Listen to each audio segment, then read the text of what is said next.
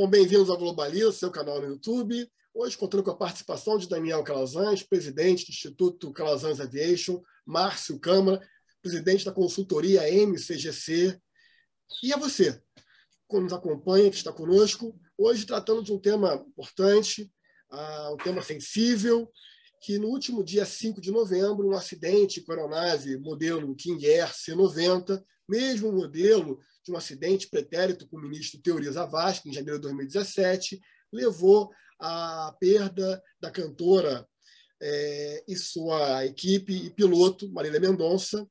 E vamos falar um pouco sobre isso, entender se é possível, nesse momento, conjecturar hipóteses, ter alguma definição sobre o caso. E, para isso, o Calazans, que já é nosso parceiro aqui e perito em aviação, hoje, essa semana, participou de diversos programas. Calazans, bem-vindo. E um tema importante, não só pelo fato em si, mas porque toda vez que a gente discute um acidente, a gente tem que estar sempre pensando na vida, na preservação do futuro. Olá, Fábio. Um grande abraço aí para o Fábio, mentor do Globaliza. Nosso amigo aí, Márcio. Um grande abraço. Eu só queria iniciar o nosso programa com uma colocação. Saiu na mídia essa semana que somente o CENIPA pode falar sobre o acidente nesse momento. Ninguém mais pode falar sobre o acidente. E eu fui até muito rebatido na mídia sobre isso. E é um preciosismo que inexiste. Nós precisamos acabar com esse paradigma. Só o CENIPA que investiga. E pronto, acabou. Eu não sou competente para investigar, porque, embora tenha feito parte do CENIPA, hoje não sou mais parte do CENIPA. Então, eu não tenho a competência, nem a autoridade, a autonomia para investigar. Mas eu e muitos dos meus colegas com 40 anos de aviação, como controlador de tráfego aéreo, como piloto, nós podemos sim, principalmente, prestar uma informação, um serviço de informação para a sociedade, no sentido de abordar os pontos que serão investigados, não apurar aqui nem causa, nem conclusão, nem culpados. Mas é interessante que a sociedade, nesse momento, tenha uma noção do que aconteceu e como a investigação será processada. E mesmo porque pode ser que muitas coisas durante a investigação sejam alteradas. Então, falar que só o CENIPA pode falar sobre o acidente é uma coisa que eu discordo. Contudo, uma outra vertente é interessante. Há muitos falsos especialistas falando sobre o assunto e levando a sociedade a uma interpretação incorreta dos fatos. O Globaliza, ele tem uma responsabilidade. Então, nós aqui, eu como especialista da área, o próprio Fábio, que é advogado e especialista em direito aeronáutico, mestrado na área, nós vamos abordar tecnicamente, sem usar termos técnicos, para que a nossa comunicação seja adequada àquilo que a sociedade quer e precisa saber. É isso, Fábio. Perfeito. Vou passar a palavra ao Câmara, mas antes eu me filio ao seu disclaimer. Obviamente, a gente não vai aqui exaurir o tema, não vamos aqui apontar culpados, não é o papel do globalismo, mas é discutir um tema relevante. Câmara, bem-vindo. Tema importante, um tema sensível. Sem dúvida, né? Um tema sensível, público, muito recente. Nós temos uma pauta sempre muito aberta, né? Já falamos daquela enorme explosão, maior explosão não nuclear que aconteceu na Turquia, lembram disso? Então, era um acidente absurdamente gigantesco também, e foi tão publicado e tão registrado pela mídia e pelos analistas que o Globaliza também tratou desse assunto, trouxe um pouco nossa análise para tentar colaborar com um melhor esclarecimento aí para a população que não tem, digamos, acesso a essas análises. Então, bom, com esse início, eu quero parabenizar a você, Fábio, você, Calazans, vai ser muito importante hoje, a plateia que nos assiste e desejar que a gente tenha um excelente evento aqui, prestando um serviço importante a todos, também em memória da cantora que se foi, nós vamos discutir sobre isso, e todos que estavam naquele aparelho. De fato, nós nos solidarizamos com todas as pessoas parentes, amigos, de todos os que foram vitimados nesse acidente e nos demais acidentes. Bom, eu vou contar muito com o seu apoio hoje, Câmara, com a sua veia de auditor, de consultor, as suas perguntas sempre muito pontuais ali, entendendo a criticidade do tema. Calazans, acidente, a aeronave já estava cerca de 5 quilômetros da proa do aeroporto de Caratinga. Fato, agora não é hipótese, é fato. Veio a colidir com um fio de alta tensão. A questão é, o que a gente tem que entender? O que o CENIPA vai avaliar para poder chegar a uma conclusão? E até, para quem não conhece, para quem não é da aviação, até para o público em geral, o que é o CENIPA? Qual é a função do CENIPA? O CENIPA é o Centro de Investigação e Prevenção de Acidentes Aeronáuticos, ligado ao Comando da Aeronáutica, faz uma investigação com uma única finalidade: prevenção de acidentes aeronáuticos. Ou seja, estudar um determinado acidente, emitir recomendações para que outros acidentes sejam evitados, não se repitam pelo mesmo motivo. Ele faz isso seguindo o anexo 13 da Convenção de Chicago, o anexo 13. A Convenção de Chicago é a convenção da Organização Internacional da Aviação Civil, e o anexo 13 deixa bem claro que a investigação do CENIPA não tem do CENIPA não, né? Do CENIPA também, mas a investigação dentro desse escopo da aviação civil não tem a finalidade de apurar responsabilidades nem culpados, e sim prevenir novos acidentes. É uma investigação diferente, né? Nós já vimos, o delegado já deu uma entrevista, já está paralelamente havendo uma investigação criminal. O próprio anexo 13, no item 5.4.1, deixa bem claro: as outras investigações com outras finalidades serão feitas independentemente e paralelamente ao que está acontecendo. O CENIPA, então, não vai apurar causas nem culpas.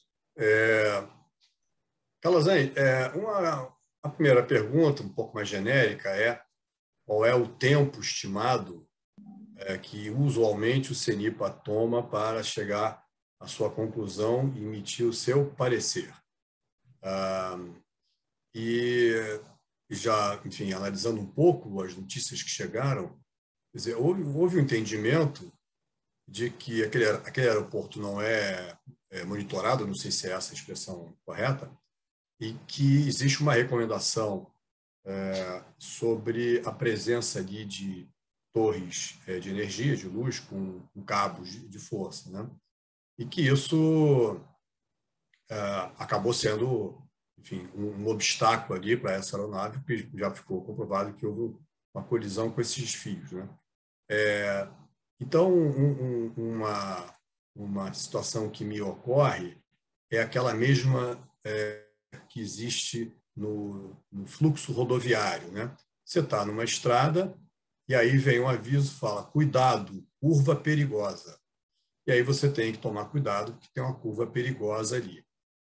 Óbvio, a gente entende que aquela curva foi feita assim, porque a montanha tinha aquele desenho, você não conseguiria contornar a montanha descendo uma serra sem aquela curva perigosa. Mas você acha que é esse paralelo? Quer dizer, numa rota aérea você tem ali cabos de força que, enfim, estão ali porque foram autorizados, assim como numa rodovia você tem curvas perigosas e alertas de que alguma coisa não muito segura estará mais à frente. Esse paralelo faz sentido? Faz todo sentido, sim. Respondendo à primeira pergunta, existe uma máxima aí na comunidade aeronáutica que o CENIPA tem 90 dias para concluir o relatório. Essa máxima não existe mais. Havia, sim, uma norma, né, um regulamento dizendo que o CENIPA tinha 90 dias para concluir uma investigação, prorrogáveis por mais 90 dias. Isso não existe mais. Então, o CENIPA não tem um prazo estabelecido, né? E vai depender muito da complexidade, né, do acidente, o que investigar, como investigar. Eu acho que 1 ano e meio, 2 anos, assim, mas é um chute que eu estou falando, porque eu não posso dizer, nem mesmo o CENIPA, se perguntar para ele, inclusive já foi perguntado qual o tempo, a resposta dada por eles mesmo foi: não podemos prever nenhum tempo, dependendo da complexidade. Essa é uma pergunta. Houve uma colocação que esse acidente ele ocorreu porque o piloto não era familiarizado, e isto foi um fator contribuinte. Então, vamos lá. Nenhum piloto precisa ser familiarizado com nenhum aeroporto. Imagine ele que faz voo da aviação geral, que cada dia, cada final de semana, transporta o cantor para qualquer canto desse país, sem contar no exterior. Se ele tivesse que ser familiarizado com todos os aeroportos do país, ele não ia fazer voo para lugar nenhum. Contudo, o sistema de navegação propicia manobras seguras para que o piloto, ainda voando em local desconhecido, possa, de uma forma segura, realizar o seu voo. Aquele aeroporto, por outro lado, também, ele não é perigoso. Eu costumo falar isso, ele é crítico. Por que crítico? É uma pista pequena, 1.000 metros praticamente, 1.081 metros, área montanhosa, mas o sistema de navegação proporcionado através das cartas aeronáuticas, mesmo sendo um piloto não familiarizado, ele seguindo aquele procedimento, ele não vai correr risco. Isso em condições normais.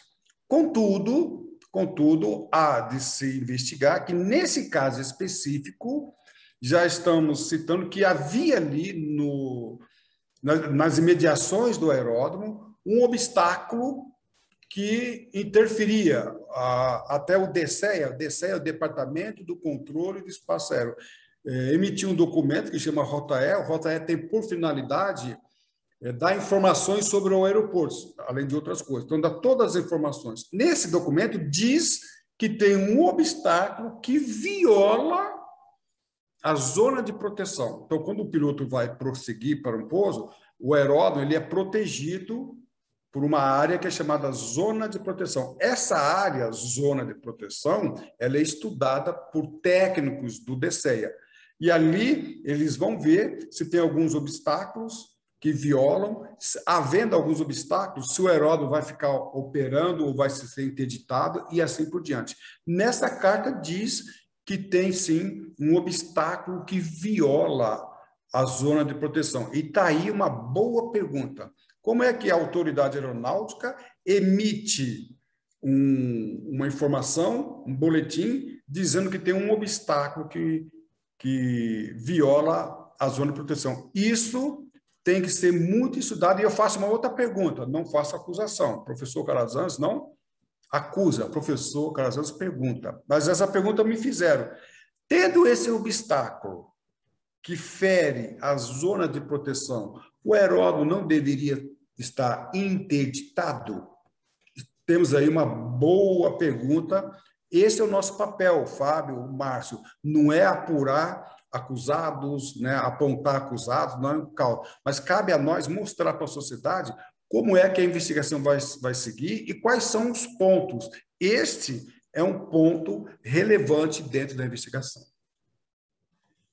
É interessante essa observação sobre os obstáculos, e eu acho que, se vocês concordam comigo, esse tipo de ocorrência é importante para levar luz ao fato, para poder verificar se todos os atores envolvidos na preservação do transporte aéreo estão atuando corretamente, preventivamente, fiscalizando e observando. Então, isso vai ser importante para ouvirmos a participação do DSEA, para ouvirmos a posição da agência, para ouvirmos o próprio CENIPA no seu relatório final, se ele vai indicar esse como um fato que contribuiu ou não para o acidente. Aliás, foram fatos que contribuem, Calazans, e aí, mais uma vez, o relatório do CENIPA ele vai discutir fatos que contribuíram e não a hipótese que efetivamente cravou que foi responsável, mas a verificação das condições mecânicas da aeronave, histórico de manutenção, tripulação, treinamento, condições físicas, psicológicas, condições climáticas, quantidade de combustível, peso da aeronave, razão da velocidade de aproximação, são elementos que vão ser analisados durante a investigação?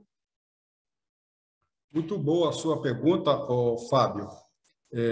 O CENIPA vai montar um grande quebra-cabeça e colocar todas as peças na mesa e aí investigar. Essa semana houve uma grita aí da mídia em geral, algumas pessoas ficaram revoltadas, né, porque os pilotos seriam investigados. Ora, o CENIPA, dentre vários fatores, vai investigar o fator humano sobre dois aspectos: aspectos psicológicos e aspectos fisiológicos. Isso não quer dizer que o CENIPA está partindo do ponto que os pilotos deram causa ao resultado. É uma metodologia. Pode ser, então, é um fato que a aeronave colidiu o fio, mas pode ser que foi a consequência de um fato anterior. Por exemplo, uma falha mecânica anterior fez com que a aeronave perdesse a altura. Pode ser também um súbito, mal súbito. Eu trabalhei em Congonhas, um Boeing 737 decolou, e imediatamente após a decolagem, o comandante teve um mal súbito. O copiloto conseguiu pousar a aeronave. E não foi nada grave, que eu até conversei com o piloto depois. Mas acontece. Então, o fato do CENIPA investigar esses fatores humanos faz parte. Outra coisa, há denúncias de que os pilotos estavam sendo sobrecarregados em suas jornadas de trabalho. Não vamos aqui colocar como uma causa dos acidentes, jamais, nem como fator. Mas isso vai levar o CENIPA a investigar, perguntar para a família se o piloto estava cansado, não estava cansado, vai checar ali toda a jornada dos pilotos, apenas para checar. Repito, é uma investigação que está apurando as evidências. Isto não está partindo do pressuposto que os pilotos deram causa ao resultado ou que houve falha mecânica, mas não tem como abrir mão desses fatores. Bom, Calazans e Fábio, toda investigação, apuração ou levantamento, e a investigação é diferente dos outros dois, porque a investigação é oficial, feito por um órgão oficial público que tenha, ou então um delegado, que tenha alçada para investigar, que é um termo técnico oficial. Mas toda investigação, apuração ou levantamento tem que se escusar, né? se retirar de um juízo prévio para poder investigar tudo, né? E ao investigar tudo, pode estar investigando inocentes também, que mais à frente venham a ser concluídos como tendo sido inocentes, né?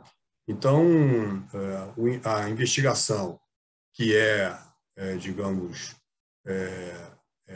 abrangente, né, na sua natureza, e não pode ser restrita ou censurada na sua execução, tem que ser abrangente, completa, ela, por investigar todas as opções, não significa que esteja sinalizando um juízo de valor ali. Então, a minha experiência de investigação, apuração e levantamento, que não é uma experiência de assuntos aeronáuticos, mas, nesse momento, esses substantivos, essas expressões, servem muito para qualquer investigação. Então, essa é uma contribuição que eu gostaria de fazer nesse modo. Agora, Calazans, pergunto a você o que se segue. Deu para perceber que o avião caiu verticalmente, né? E estava externamente com seu desenho preservado, né? Sua estrutura original preservada. Normalmente, um acidente como o da Chapecoense, só para fazer uma lembrança, ele cai, ele bate de barriga e vai se arrastando. Ali ele bateu numa pedra, que é realmente um contra-choque muito duro, né? Mas deu a entender que ele caiu verticalmente. Faz sentido isso, Calazans? E se foi isso, por que foi isso?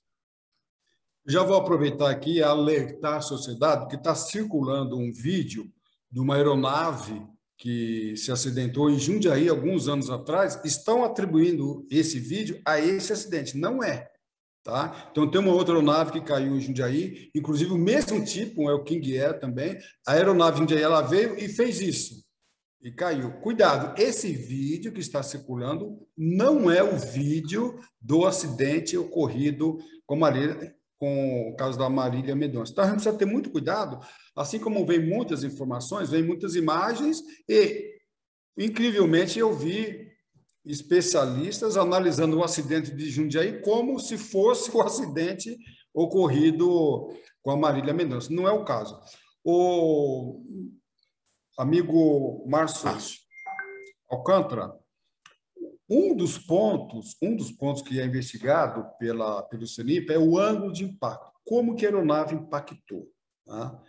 Esse acidente, a gente percebe que o nariz está, né, parcialmente preservado, está muito preservado, né, para que fosse um ângulo de 90 graus. Então, essa aeronave não teve um grande ângulo de impacto, pelo menos naquela posição que se mostrou. Dá-se também a impressão que a aeronave está bem preservada externamente. Não está. Até, por que aconteceu? Eu entendo, isso o CENIPA vai investigar melhor, a aeronave colidiu ali o fio, o piloto teve um certo controle, a aeronave não estava totalmente descontrolada, e o piloto, na minha opinião, ele tentou fazer um pouso, é uma tese, ele tentou fazer um pouso. Embora ele tentou fazer um pouso, então ele não caiu de 90 graus, ele teve um impacto assim, paralelo ao chão, tá? Embora não tenha tido, não houve um espalhamento, porque normalmente quando você vê um acidente que ele tem um grande ângulo de impacto, ele impacta, né, com um ângulo acentuado e espalha. Então, não houve um espalhamento. Então, daí a minha tese, o CENIPA vai chegar à conclusão que ele tentou um pouso forçado. Mas isto não quer dizer que foi um pouso suave. Embora a aeronave ela não se desintegrasse e espalhasse, ela teve uma rachadura ali no final ali da empenagem ali da cauda, que foi grave. Aquela rachadura, aquela cisão mostra que o impacto foi muito grave.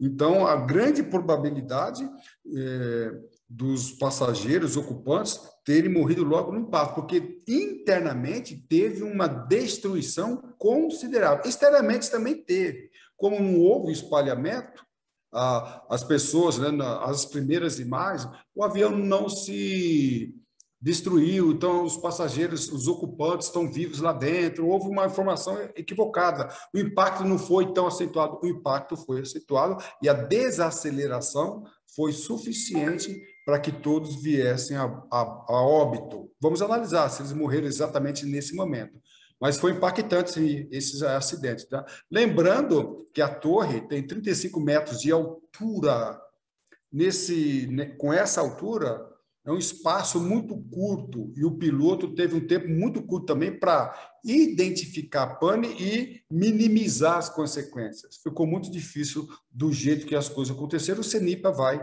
nos esclarecer melhor.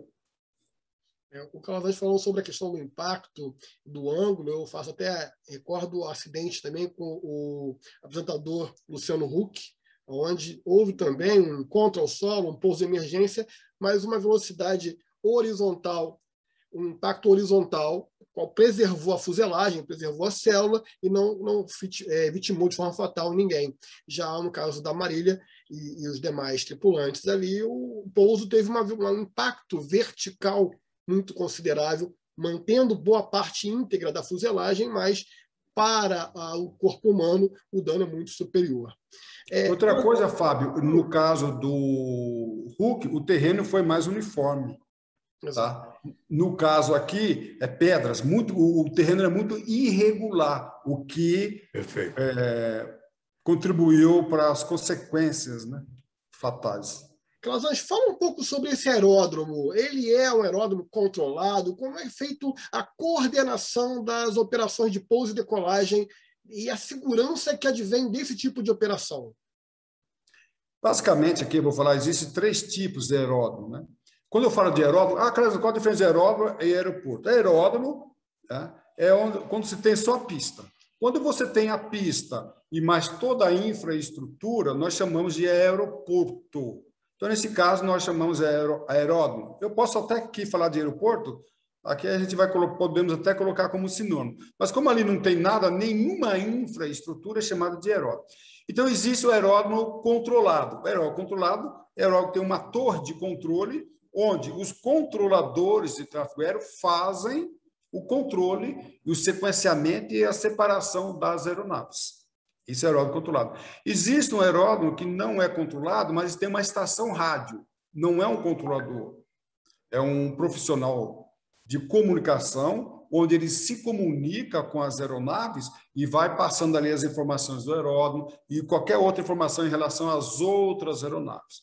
Este aeroporto, né, dessa localidade não é nem controlado e não tem nenhuma infraestrutura de telecomunicação. Não tem nenhum controlador e nenhuma comunicação.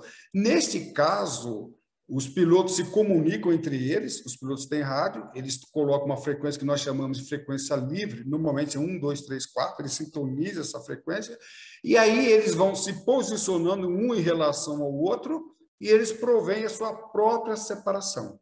Tá? Em relação aos obstáculos, o piloto ele tem a carta do aeródromo, normalmente chamada de VAC, Visual Approach Chart, né? A carta de visual. E nessa carta visual tem ali o ponto de chegada no aeroporto, tem ali a altitude de chegada no aeroporto. Então, normalmente, né, o piloto ele estuda a carta, essa carta não é padrão, difere de um aeroporto para o outro. Então, é mostrado ali para ele qual setor ele tem que se aproximar, qual altitude, se tem obstáculos, onde estão esses obstáculos e qual altura ou altitude esses obstáculos estão. De tal forma que, ainda que o piloto esteja desfamiliarizado, não conheça o aeroporto, esse sistema de navegação propicia ao piloto todas as informações para que ele possa prosseguir. Ainda assim, nosso amigo Fábio e Márcio, pode ser que tenha irregularidades. Pode ser. Se houver irregularidades, obstáculos irregulares, cabe às autoridades aeronáuticas uma providência para que esse aeródromo seja até mesmo interditado. Eu não vou, nem posso, agora nós estamos gravando esse programa dia 13, né, uma semana praticamente após o acidente, eu não posso dizer que havia obstáculos irregulares. Não posso garantir isso agora, isso aí o CENIPA vai deixar. Mas havia, sim, obstáculos lá que comprometiam. Agora, a pergunta é, na carta de aproximação, havia trajetória para evitar esses obstáculos? Eu trabalhei no aeroporto de Guaratinguetá, e tinha um setor de Guaratinguetá que tinha uma antena lá, muito grande. Eu nem lembro que antena que era. Então, qual o problema? Não havia problema, porque tinha uma antena, a antena violava ali a segurança, só que naquele setor as aeronaves não podiam circular. Então, nós tínhamos um obstáculo, mas era regulamentado. Toda aeronave evoluindo para pouso ou para decolagem não podem voar no setor eco, era o setor oeste do aeródromo. Então, não havia problema. Eu operei lá 10 anos, inclusive pilotei lá, voei lá com o piloto. Era chegar, eu chegava pelo setor uísque, toda a circulação de pouso e decolagem era feita pelo setor uísque, porque no setor eco, este, havia ali uma antena. Então, muito cuidado. Tinha um obstáculo. Pode ter obstáculo. Não quer dizer necessariamente que esse obstáculo seja irregular. Às vezes é. Se for irregular, cabe ao DECEA, Departamento do Controle de Espaço Aéreo, ligado ao Comando Aeronáutica, até mesmo interditar esse aeroporto, se for o caso. Então, nós temos uma pergunta aí a fazer. Qual a pergunta? As autoridades vão responder. Havia obstáculo? Havia. O fato de haver obstáculo não quer dizer necessariamente uma irregularidade. Havia obstáculo e irregularidade? Cabe às autoridades aeronáuticas responderem. Perfeito. Eu estou aqui pensando em outros obstáculos mais naturais e até mais famosos. Eu sempre soube, que eu uso muito o aeroporto Santos Dumont, sempre soube que o aeroporto de Santos Dumont tem 2 obstáculos assim, muito expoentes. Um é a ponte Rio-Niterói. E se nós notarmos, quando o vão central, quando estamos ali dirigindo, à noite, sobretudo, chegamos no vão central, os postes de iluminação vão diminuindo, à medida que a ponte vai se elevando até o vão central para passar navio de grande porte. Quer dizer, a construção ali teve que se moldar a 2 demandas, a aeronáutica e a marítima, né? Então, o vão central tem essa finalidade, permitir que embarcações altas, né, passem ali, e aí, na medida que vai chegando naquela altura máxima do vão central da ponte, os postes vão diminuindo a ponto de ali, nas muretas do vão central da ponte, as luzes estarem aqui, à nossa altura, basicamente, com pouca elevação por poste. Isso por causa de um obstáculo aeronáutico ali, pelo que eu entendo. O segundo é o Pão de Açúcar, né? O Pão de Açúcar, quando a aeronave decola, dependendo do vento, em direção ali ao sul, né? Que seria o Pão de Açúcar, notadamente ele circula, né? O Pão de Açúcar, que é um obstáculo fabuloso. Imagino que seja isso que você esteja se referindo, é isso? Exatamente isso. Eu operei lá como piloto, já tive a felicidade de voar, pousar eu mesmo comandando a aeronave ali no aeroporto e decolar no aeroporto de Santos Dumont. Então, nós temos ali obstáculos. Aqueles obstáculos são irregulares? Não. O piloto vai ter que, por exemplo, voar dentro dos parâmetros estabelecidos pelo DCEA. Então, a razão de subida, por exemplo, eu vou decolar em direção ao morro ali do Pão de Açúcar. Se a minha aeronave não tiver velocidade e razão de subida, motor, para eu subir e superar aquele obstáculo, eu não posso operar ali. Entendeu? Então, eu tenho que ver os dados técnicos da minha aeronave. Aqui, eu estou aqui na Zona Norte de São Paulo, estou aqui do lado do Campo de Marte. Eu fui controlador no Campo de Marte e voei muito no Campo de Marte. No Campo de Marte, na direção norte, tem um morro que a gente chama Morro da Casa Verde. À noite é proibido operar naquele setor. Tá? Então, ninguém pode decolar para aquele setor. Se o piloto quiser, ele vai ter que decolar com a cabeceira oposta, porque ali nós temos obstáculos que durante o dia fica o piloto voando em condições visuais, ele vai voar, vai sobrevoar aquele morro da Casa Verde, mas vai prover separação visual. Entenderam as autoridades aeronáuticas que à noite fica dificuldade, limitado a visibilidade. Então, é proibido naquele setor. Então, pode ter obstáculo? Pode. As autoridades vão enquadrar todo o sistema de navegação para garantir a segurança daqueles que operarem no aeroporto. É o caso, você entendeu muito bem isso no aeroporto de Santos Dumont, aqui no Campo de Marte, e lá em Guaratinguetá também, quando tinha aquela antena, eu falo tinha, que não sei se existe ainda, né? Aquela antena no setor eco do aeródromo. Muito bem. Falar em obstáculo, Calazans, a gente pode até fazer referência ao próprio aeroporto de São Paulo, que é o de Congonhas, que ele é basicamente ali envolto ali em obstáculos. Tudo isso totalmente devidamente sinalizado pelas autoridades. Avançando um pouco mais, pessoal, eu queria falar com vocês o seguinte. Na taxa de acidente no Brasil 2020, por milhão de decolagem, teve os seguintes parâmetros. Aviação regular 1,27, táxi aéreo 19,95, particular 84 acidentes por milhão de decolagens, instrução 94, ou seja, tivemos aí em 2020 122 acidentes. Hoje a investigação ela é do CENIPA, ela tem um aspecto preventivo, mas existe alguma outra investigação que tenha como finalidade identificar culpados, tanto no aspecto civil quanto penal? Vamos lá. Conforme o anexo 13, nós somos signatários da UACI, então o anexo 13 deixa bem claro, toda investigação com a finalidade de apurar responsabilidade civil ou administrativa, ela vai ser feita paralelamente, independente da investigação. Então, vamos lá. Nesse caso, já começou, o delegado começou a investigação criminal. Tá? Então, na investigação criminal, a finalidade vai ser apurar, indiciar inquérito. Inquérito tem uma finalidade, né? Apurar indícios de crime, né? Se houve crime e quem foram as pessoas. Havendo, né, na conclusão, essa visão do delegado, ele vai indiciar pessoas. E aí a gente precisa entender que o critério, aí eu, Fábio, eu faço uma colocação que eu sou perito, né, mas eu já assessorei delegados, inclusive, no inquérito. E aí eu vejo a importância do perito. O perito, não estou falando do perito concursado, o perito, aqui de uma forma leiga, aquele profissional que conhece a atividade aérea de tal forma que possa orientar o perito. O CENIPA não vai fazer isso.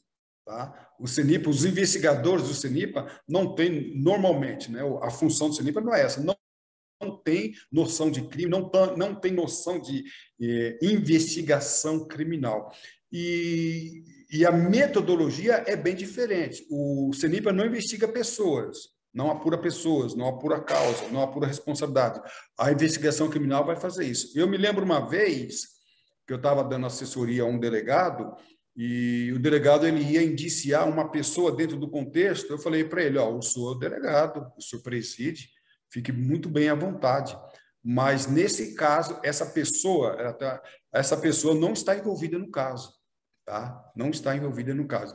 Eu me lembro de um outro caso também, que o delegado ele queria requisitar da Infraero a comunicação, a gravação da comunicação entre piloto e controlador. Eu falei, delegado, nesse caso, a Infraero administra o aeroporto, a infraestrutura, mas esse aeroporto, a comunicação é feita pelo DCEA, nesse aeroporto. E isso varia de aeroporto para aeroporto. Então, eu acho muito complicado uma investigação criminal sem que haja um perito. O CENIPA não vai dar esse respaldo, porque não é função do CENIPA. E muitas investigações criminais, Fábio, elas são inconclusivas porque os profissionais envolvidos não são da área e nem muitas vezes não têm um profissional adequado. E ainda mais, na tua área, não é mais a minha área, eu estou fugindo para a área do Fábio. O Fábio é advogado, especialista em direito aeronáutico, que fez mestrado sobre a área e advogou. E aí tem um outro caso, Fábio, que é a investigação, que eu vou chamar aqui de investigação civil, que é quem tem que pagar a conta. Então, houve um prejuízo. E aí é muito complicado. E eu vou pegar o caso Mamonas Assassinas. Então, o caso Mamonas Assassinas ocorreu em 1996 e nós tivemos um grande problema na indenização, porque um acidente, um táxi aéreo se acidentou. Quem administrava o aeroporto era a Infraero e no momento do acidente, quem estava controlando era o controlador radar que fica em Congonhas, que era administrado pela Força Aérea Brasileira. Não vou falar aqui em culpados, mas você tem nesse acidente 3 envolvidos. Infraero, que eram os controladores da torre, era da Infraero. Os controladores do momento do acidente era a Força Aérea Brasileira. E nós temos o táxi aéreo. Então, não estou dizendo quem é culpado aqui, mas nós temos 3 envolvidos. E aí você precisa conhecer muito a atividade aeronáutica, principalmente no caso aqui, o controle de tráfego aéreo, para atribuir culpas, tanto na esfera penal e como na esfera civil. E ainda tem uma outra investigação, tá? Se você for nos Estados Unidos, a FAA praticamente investiga todos os acidentes. Então, a gente não vê falar em ANAC investigar o acidente. Então, existe a investigação administrativa. A ANAC também poderia investigar, não para fins de tráfego aéreo. Quem investiga para fins de tráfego aéreo é o DCEA. Para fins administrativos, por exemplo, será que esse aeroporto estava irregular ou o aeroporto estava irregular? A aeronave estava regular ou estava irregular? A manutenção estava em dia ou não estava em dia? Essa investigação administrativa pode ser feita pela ANAC. Mas a jurídica, e principalmente a tua área, Fábio, precisamos de peritos aí para posicionar os profissionais da área jurídica. Fábio, tem espaço para mais uma pergunta? Vamos lá, vamos começar a nos encaminhar para o término desse voo. Imaginei. Mas eu passo, claro, a palavra a você. Eu também tenho mais uma questão final, mas eu quero te ouvir, Carlos. Obrigado. Bom, Carlos, excelentes suas explicações. Realmente entendo um pouco mais agora do que aconteceu com a sua presença aqui. Tem uma última, digamos, pergunta ainda técnica, que é se você sabe se esse é o primeiro acidente envolvendo esse aeródromo, ou se já houve outros casos. Desconheço. Em relação a esse acidente, eu quero estudar muitos acidentes, levando vários fatores. Eu tenho aqui uma relação de um checklist de perguntas. Esta é uma pergunta que eu tenho e eu não tenho condições de responder, o Márcio Câmara. Claro. Tá bem. Fábio, passo para você, então. Obrigado. Viu? Eu quero já, desde logo, agradecer a você que está nos acompanhando e deixo um espaço. Aliás, depois eu queria que o Calazans deixasse o contato, porque eu sei que essa semana ele foi muito assediado pela mídia é normal, é uma curiosidade, muito mais do que uma curiosidade, uma preocupação. Mas toda vez que nós discutimos um fato como esse, nós estamos pensando em melhorar o sistema e em prevenir que esse acidente lamentável nunca deveria ter ocorrido. Mas o que nós podemos aprender com ele para que outros acidentes similares não aconteçam no futuro. Esse, eu acho que é o contexto, preocupação tanto do CENIPA como dos demais atores que atuam no setor. Calazans, a questão talvez final minha e um pouco provocativa. Todo local, assim que ocorre qualquer acidente ou incidente, e aí sem entrar no tecnicismo do tema, o CENIPA vai escalar uma equipe de técnicos, de experts, que vão ao local para poder analisar o fato. Isolam, fotografam, retiram lá o equipamento, desmontam, levam para os seus laboratórios. De certa forma, e considerando que a visão do CENIPA ela é preventiva, então ela não tem um olhar de buscar culpados, é uma investigação direcionada, e ela tem um monopólio da investigação, de certa forma. Isso não atrapalha a investigação para aspectos penais e civis e administrativos? Muito boa pergunta, Fábio. Essa discussão ela é internacional. Há países, a França, por exemplo, ela prioriza a investigação criminal, em detrimento da investigação lá no caso, o CENIPA dele chama BEA. Então, mas isso varia. Tem um histórico muito interessante, eu conto em meus livros sobre isso aí. No Brasil, já foi até falado a precedência do CENIPA. Eu faço um alerta aqui.